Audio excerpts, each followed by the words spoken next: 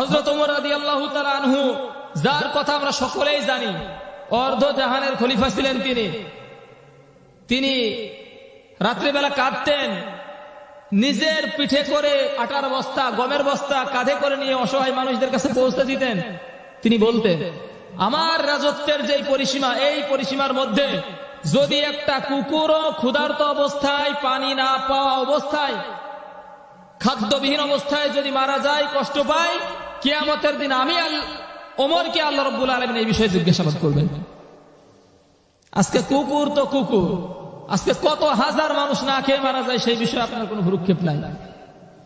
ওমরের ইতিহাস শুধু পড়লে হবে না, ওমরের মতো জীবন গড়তে হবে। ওমরকে আল্লাহ রাব্বুল আলামিন এমনি এমনি জান্নাতের ফয়সালা, জান্নাতের টিকিট দুনিয়া থেকে ধরাই দেন নাই।